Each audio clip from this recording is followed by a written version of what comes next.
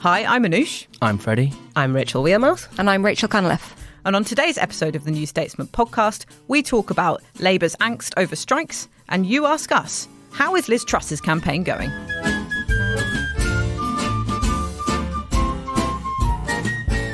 So we've got a lot to talk about today, and I'm really happy that all of us are in the studio for that. We've got a full house, and we will get on to Liz Truss's first campaign stumble in the second section of the pod. But first of all, Labour's angst over strikes continues, doesn't it? Lisa Nandy, the Shadow Levelling Up Secretary, joined telecoms workers on the picket line in her constituency, Wigan, on Monday, helpfully just after we'd recorded our podcast that day. So we haven't had time to talk about that story, but she wasn't sacked, was she? Unlike Sam Tarry, the Shadow Transport Minister, or former Shadow Transport Minister, who was, which we spoke about in the last episode. So, Rachel, I mean, you've been looking into this. What's the difference between those two people? I mean, is it that she was with BT workers who are working for a private company? Is it different from rail workers? What's going on here?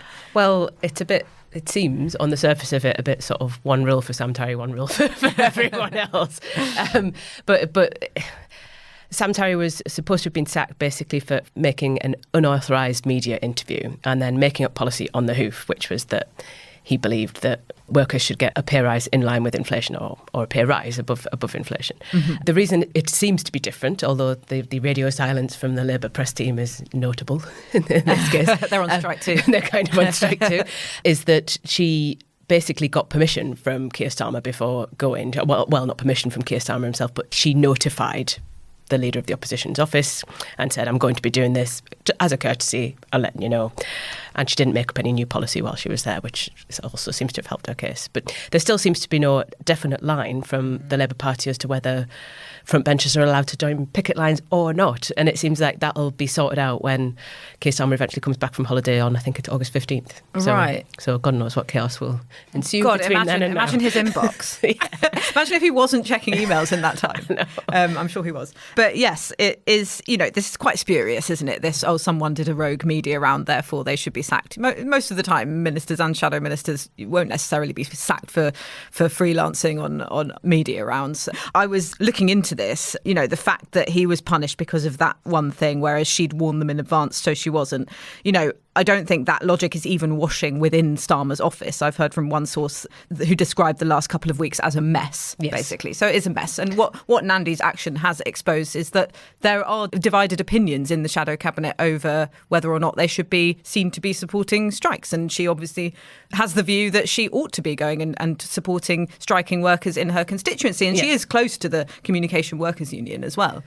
Yes, but I think there are some differences. I guess people within the leader's office would probably say the RMT is not an affiliated union, which makes a difference. This was a strike in Lisa Nandy's constituency, the one that Sam Tarry joined, the picket line rather, that Sam Tarry joined wasn't. It was in Euston, some way. So there are sort of subtle differences which the leader's office will be very keen to sort of draw a line underneath. But there's also a lot of background to it, as in that Sam Tarry doesn't have the best relationship with Keir Starmer's office, I think. Yeah. There's some background to it, as in that he's facing deselection in Ilford South, where he's an MP, and he's so far, he's lost the battle for an open selection, so he's going to be facing this big selection race. And a lot of people who sort of feel quite hostile towards Sam Tarry will say this is more about raising his profile and making the unions and some of his supporters within the constituency who will vote for him when he faces an open selection between him and another candidate. This kind of boosts his profile, helps him to campaign locally as well. So a cynic would say. Yes. And we spoke about this in depth, didn't we, in the last episode of the New Statesman podcast. So if anyone didn't listen to that, go back and listen, because we've spoken a lot about the context of sort of Sam Tarry and his place in the party. But, there was fury over his sacking from the unions, and that hasn't really died down. Freddie, you spoke to Mick Lynch, the rail union boss, on Monday as well, didn't you? What's he saying? Is he furious with Labour? Well, I think the way that he spoke about Keir Starmer sort of swung between contempt and indifference. So he wasn't that friendly about him. But I don't actually think, interestingly, that their positions are that far apart from each other. I just want to read a quote, one thing that Lynch said. I don't care if Keir Starmer comes on a picket line, but what he's not doing is saying he supports us. So he sort of takes the view that it's not for the Labour frontbenchers necessarily to go onto the picket line. Unions, who should be the focus of fighting for working class pay rises and going into working class communities, he sees the Labour Party and the unions are very separate, in part because the RMT isn't affiliated, but also just how he thinks the unions should progress into the 21st century. But the other thing that was interesting about that is that he wanted to see Labour promise more money for the public sector bodies so that they could provide pay settlements. Because at the moment, when we get the pay review bodies coming back, say for the NHS, they will have to either agree or disagree to that pay review out of their own budget. So Lynch was saying we need Labour to commit to extra funding so that the public bodies can provide extra money to the workers without drawing out of their initial budget, which I thought was interesting. I don't think has been addressed elsewhere. But yeah, I mean, the key thing was that he saw the unions and the Labour Party as very, very separate, and he thought they performed different functions in politics at the moment. That's so interesting, isn't it? Because that is the pragmatic line that Labour leaders, for years past have tried to take. I was speaking to a union source who was saying this. There's a lot of sort of leverage that unions give the Labour leadership because they know they can't be seen to be, disrupting vital services. But they also know that they have to, at least support them, but from behind the scenes. So they're not expecting them to go on picket lines and do this full-throated support. There's always been that divide. And the unions have sort of a very long degree of understanding about that and the politics of it. Yeah, I think it's probably worth pointing out at this time that Labour does have a pay policy, and that's for it to be worked out as individual negotiations, right, on a case-by-case basis between the people negotiating. But I think the impatience with people in the Labour movement is that anything below inflation at this point, and given the level that inflation's at, everything's going to be a pay cut, essentially. But then Labour, which is trying to win a general election, is saying we can't back every inflation-busting pay rise out of the public purse because that's going to leave them open to attack. So it's a very difficult position for Keir Starmer. But I think the more interesting point that Freddie was touching on there was kind of like the link between Labour and the unions. It isn't the same as it was once upon a time, but I think sort of it's important culturally for the Labour Party, and a lot of people kind of feel that Keir Starmer is not of the trade union movement or of the Labour movement, and that means he hasn't built up as much credit as somebody like Lisa Nandy, who just feels it in her bones. I think people in the trade union movement sense that and are suspicious of it. Yeah, completely. And I think that's why these things aren't just about policy. It's not just about what Labour thinks about incomes. Yeah. It's about the cultural side of things. Hence, you get such visceral anger in reaction to the sacking of Sam Tighe, for instance. It's much more about how they actually think Keir Starmer relates to working class people and also to the trade unions in general. You hear that a lot, actually, from people around the Labour Party, that he's not particularly political, or even sometimes that he doesn't have politics at all. And so I suppose that gives him less leeway than, say, Ed Miliband or Jeremy Corbyn or anyone before him would have had with trying to keep the unions, or at least the Labour's sort of public interaction with the unions, at an arm's length. He has sort of less leeway to do that because of that history. But Rachel, there's going to be more strikes, aren't there? I mean, we know that energy bills are going to go up to, some forecasts say on average, £3,400 by October, which is, to be honest, anything we talk about on this podcast is going to be dwarfed by that. That is the reality for everyone around the corner. So, it's very natural that people would want to be paid more and need to be paid more. I mean, can Labour's sort of ambiguity on this be sustained throughout such a summer? I'm the other Rachel, by the way, just because we've got two Rachels on this podcast. It's really difficult. And I think from a PR perspective, Keir Starmer is in a really challenging position because the rail strikes in particular are not popular among the general public. And they're not popular partly because rail is one of those areas that could cause massive, massive disruption. People can't get to work, children can't get to school. The last set of them were during GCSE exams. And so they really have the potential to disrupt ordinary people's lives, ordinary people who themselves are facing the same energy bills and the same cost of living crisis, but they are not getting a pay rise, or they're not in line to get a pay rise. And it's a very sort of easy dividing line. These people are messing up your life because they want this thing that you can't have. It's very divisive.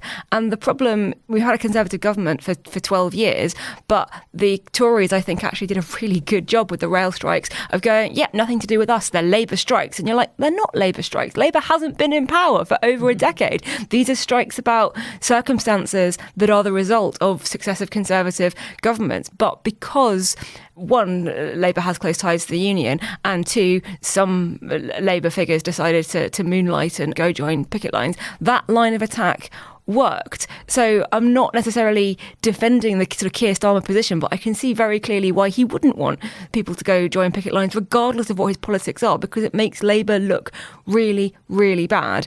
And the point that the other Rachel, who I'm looking at now, was just making about Labour can't back every inflation-busting pay rise, that is a real issue, because any pay rise that public sector workers get is going to be paid for by the salaries of other workers who aren't getting a pay rise, who are facing the same cost of living crisis. And that's a very easy narrative to spin as it's not fair.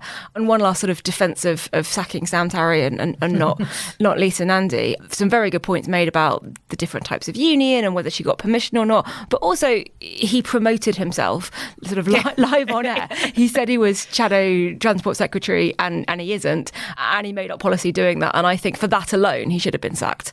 I just want to push back on a few of those points. I don't think, for instance, that the way that the public view the railway strikes has been completely negative, and I don't think that people struggling with the cost of living means that they are going to see other people as trying to get more when they don't have it. I think lots of people have a sense of solidarity with the strikes because they can see that the union are trying to defend workers' rights and pay, which other people don't have and perhaps want. And then the other thing as well is that if we're going through the summer and we see, for instance, nurses or postal services go on strike, that public sympathy is only going to increase. I mean, you saw the uproar at Liz Truss's policy, which was framed as cutting pay for nurses in the north. That uproar, it just prefigures what could happen in the future. We do see pay cuts to nurses and we do see the strikes. There is a lot of solidarity with people on picket lines at the moment. Yeah, and other Rachel, you wanted to come in as well. First Rachel. Yeah, Rachel W. I think the first point I would make is that, yes, support for strikes does seem high and could get higher, but I think there are points at which that could plummet if there's an awful lot of disruption, if people's lives, if vulnerable people's lives get damaged in some way. I think that could change. It's a really careful balance for a Labour Party leader in particular to be in the right spot on it.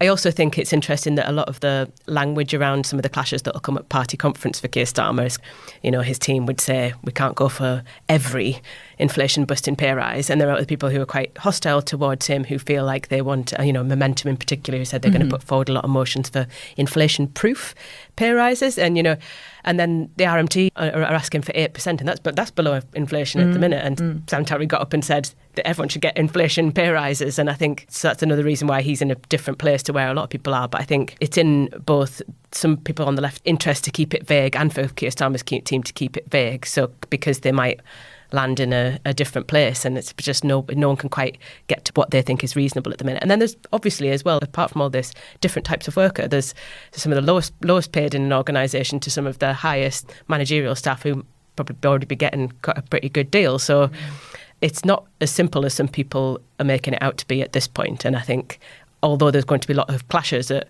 a party conference over it, there are many more nuanced positions on pay in between one end and the other. Yeah, and the benefit for Labour having this line that you laid out very articulately earlier, which is sort of we'll leave it to the negotiators to sort that out, is that they can then say, well, the government's not stepping in, the government's not sorting it out, the government's sort of creating this conflict, which they tried to do over the rail strikes. And, when I spoke to Wes Streeting about potential NHS strikes, he used the same line. So that's the line that they're sticking to. I guess the mess, which I quoted from someone in Starmer's office, comes in when, they look like they don't know whether or not they're going to punish their own shadow cabinet ministers and overjoining workers or not. That just looks like they don't have a consistent line. And I think one thing that Keir Starmer, one of his vulnerabilities in terms of public opinion, is that he does look like a fence sitter. So it's, it adds to that image, I think. Yeah, I think for people within Labour as well, like over the last few years, the Labour Party itself has gone on a cost-cutting mission, so it's lost some of its own staff. So some of those relationships are quite, frayed. It is a fact that there are some people, but there are a minority around Keir Starmer who don't like the trade union link, and that is sort of getting people's backs up on the other side. So there's a lot going on. Maybe that's why the press office aren't getting back to you. There's no one working there anymore. Can I just say a point on the press office? Apropos have nothing to do with strikes, but it took me 3.5 years to get the direct number for the Labour press office. Nobody wants to give it to you. It used to be the case every time you called the number on the website, you got kind of put through, or you had to leave a voicemail and they'd call you back. And finally I got it, and I had it written on a post-it note up on my computer. And weekly somebody would email me and be like, do you have that secret number for the Labour press office? Maybe maybe it's better now. But it used to be incredibly difficult to get in touch with them. To be fair, it's a same for government press offices where you have to ring and leave a message with like a switchboardy type thing. And then they type the message and send it as a text to the off-duty press office for fun. That kind of just feels like 1980s. Yeah. Just tweet them. Maybe they'll get back if you tweet them publicly. At Labour Press Office. Why are you not responding? Yeah. Well, that is a very good segue into our next section, Rachel. Thank you. Hi, it's Anoosh here. This is just a reminder that as a podcast listener, you have the option of subscribing to the New Statesman with a very special offer. You can subscribe for just £1 a week. That's 12 weeks for £12 if you go to newstatesman.com/podcast offer. We'll be right back. From the New Statesman comes a new podcast, Audio Long Reads. The best of our reported features and essays, read aloud. Featuring writing from our authors, including Ian McEwan on wrestling with Orwell's Inside the Whale. Might we reasonably assume that there is no longer an inside to the whale? That the creature lies stranded on the beach, as whales sometimes are? That the guts and blubber and ribcage are on display? A year inside GB News with Stuart McGurk. At first, the problems weren't ideological, but practical, technical, and quite, well, obvious. And Maria Wilczek on Belarusian football fans who took on Alexander Lukashenko. After the August 2020 protests, hundreds of ultras were roughed up and held in custody. One was later found dead in suspicious circumstances. Ease into the weekend with our audio long reads, published every Saturday morning. Just search Audio Long Reads from the New Statesman wherever you get your podcasts.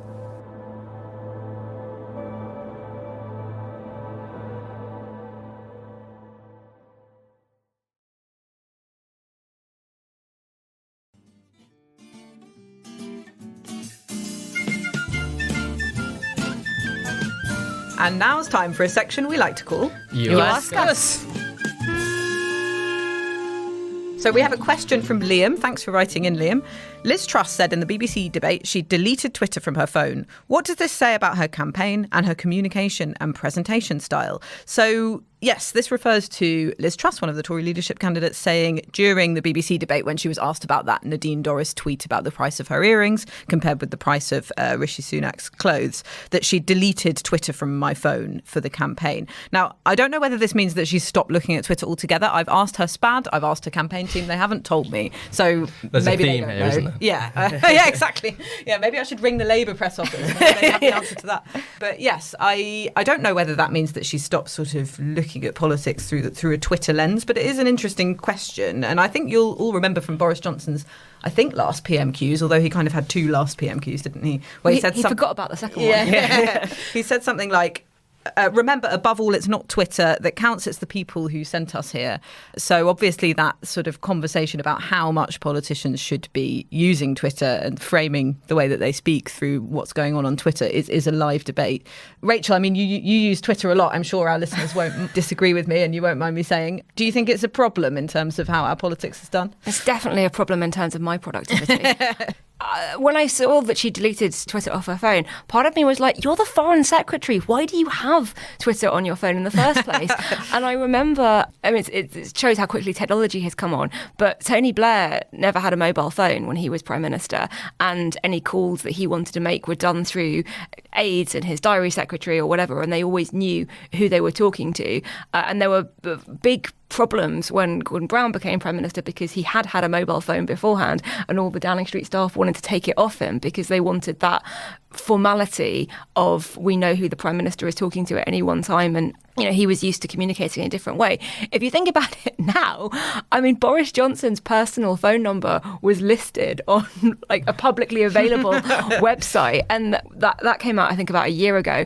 It doesn't make sense for government or democracy that anyone could be texting the Prime Minister at any time and he could be promising things and his aides don't know about it and the staff don't know about it, and is he meeting with a Russian KGB agent or not? I mean, all of that it's not about Liz Truss. It's a much wider question about if you are in a position of huge power, should you actually take more care over your communications and make sure there are records of things? And I'm not advocating for anyone who's a MP or a government minister having their phone taken away from them. But I think there sort of are questions. What happens if Liz Truss is the Foreign Secretary and sort of scrolls down and likes something and it turns out that it's by a journalist that a foreign government has sanctioned in some way and it could cause a diplomatic incident? There are lots and lots of questions about that. The thing is, though, Liz Truss has a brilliant Twitter game, or at least she used to. I was going back through my old tweets, and from about 5 years ago, somebody tweeted, which politician has the best Twitter game? And I responded, like, it's obviously Ruth Davidson or Liz Truss. So clearly I was a big fan. I can't remember what it was she used to tweet,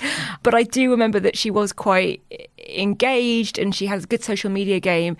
In general, she used to be quite good on Instagram. There was a great picture that she posted on Instagram of herself in the House of Commons in a quite ornate chair with a big fluffy white cat on her lap that was clearly Mr. Bond, I've been expecting you kind of allusion. Like, she was quite fun.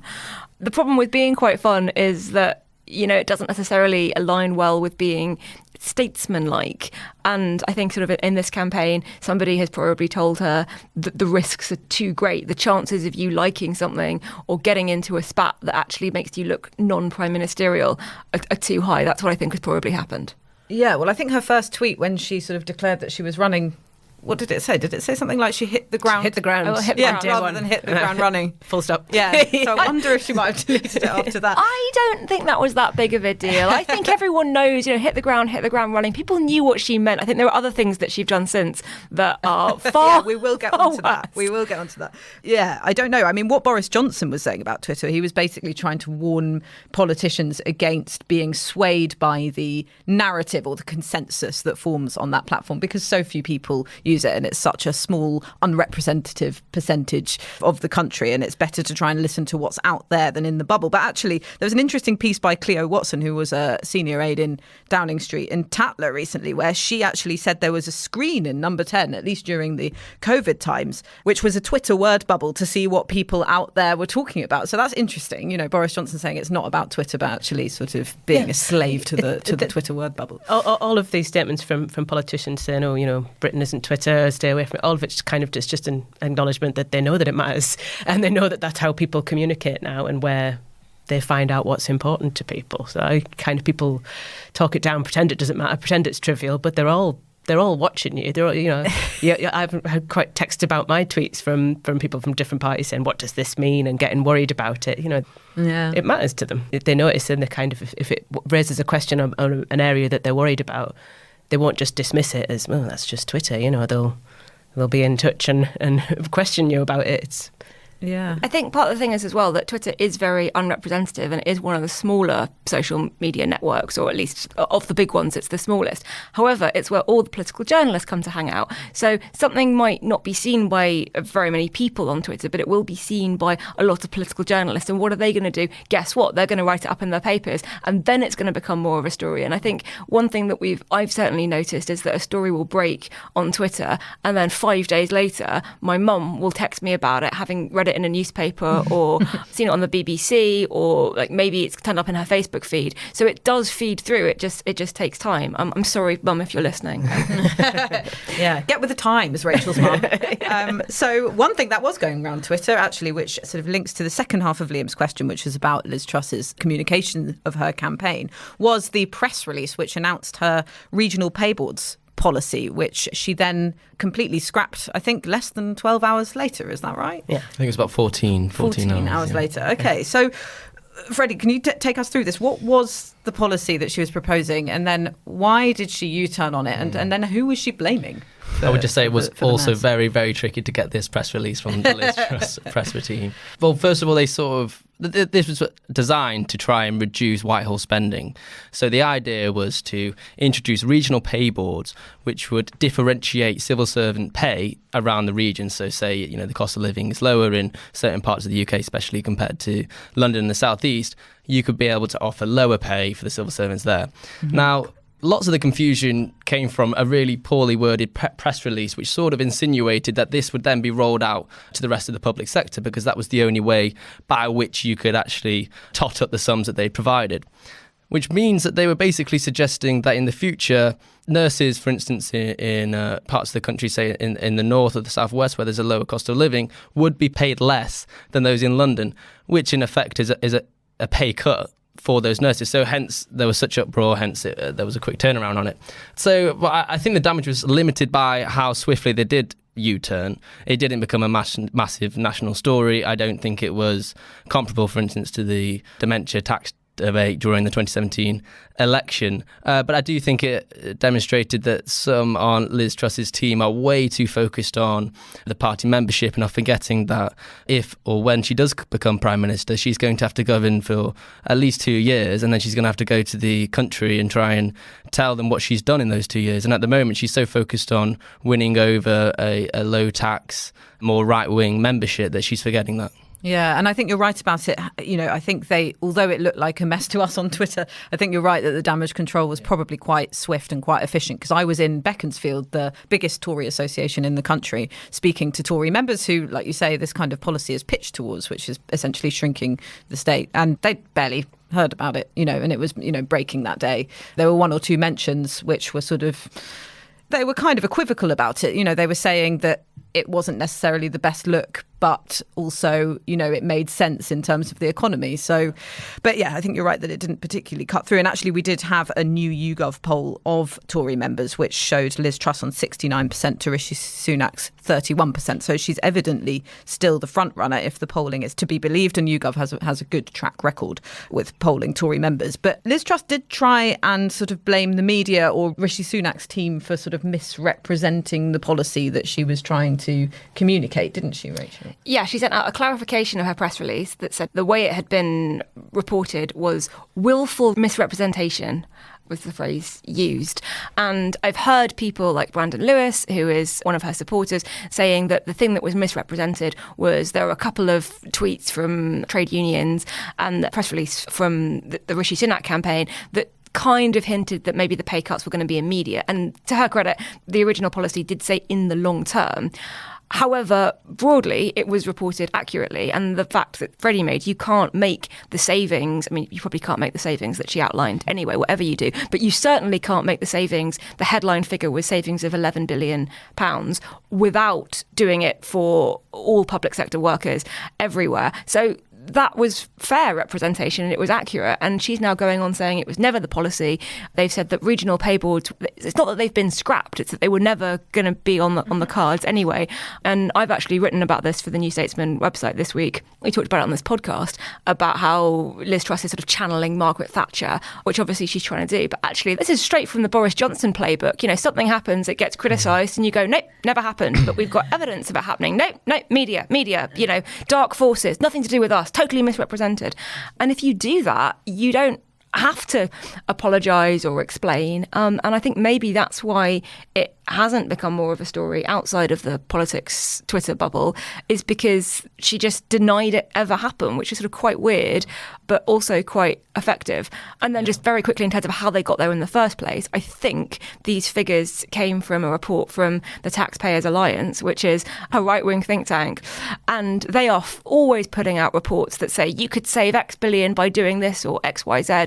And I'm sure that if you talk to the people who work on their reports, they can show you they're working, but they're not always necessarily grounded in pragmatic political reality. And I think what happened is she got sent it by the TPA and her team sort of copied it and pasted it, and they didn't stop to think about what it was actually saying and what the implications were. Yes, I think that's true. And what was interesting actually from talking to Tory members is that it felt a lot more split, the support for Truss v Sunak, and lots of them hadn't made up their minds yet. But one thing that they all said was one of their most important qualities that they want in the next leader is someone who can win a general election. And this kind of mishap, Rachel, you've done a bit of work on whether or not Labour would like to face Liz Truss or Rishi Sunak ideally in a general election. This sort of mishap that suggests that you'd be cutting the pay of nurses, for example, one of those jobs that there's a lot of public sympathy for, suggests that, she might not necessarily be that choice in terms of who could be an election winner. Yes, and I don't understand why she's not facing more scrutiny over her economic plans in particular. If you want to scrap the national insurance rise, then how are you going to pay for the NHS backlogs? And similarly, her line on the economy seems to graduate, or like she kind of seemed to slip and change policy last night, and she's outsourcing her ideas to Taxpayers Alliance. It looks very chaotic, but I think some of these things aren't catching on as stories because a lot of the media narrative around Rishi Sunak is that he's not really a prospect. So there's not really, it's not really a contest. It's not really a game. And I don't know how he recaptures any kind of traction, really. But it's interesting that you went to see Conservative Party members and they are still very split, because there's been the odd poll where they look closer. Yes. And you have to wonder, Well, it did feel why she is so, 34 points, I think one poll put her ahead. But looking at the contest, I would wonder just why they're so far apart. Yes, and even from people who I spoke to who were going to vote for her, and actually their ballot papers were supposed to be sent out for them that day, but there's been a bit of a delay in terms of the security of the voting, so they haven't had them yet. But even the ones who were supporting her were saying it feels closer than we would like. So we'll keep a closer eye on that. But thank you everyone for joining me. You've been listening to the New Statesman podcast with me, Anoosh Chakelian, and my colleagues Rachel Wearmouth, Freddie Hayward and Rachel Cunliffe. We're produced by May Robson, and our music is Devil with the Devil, licensed under Creative Commons. Thanks so much for listening, and don't forget to leave us a nice review.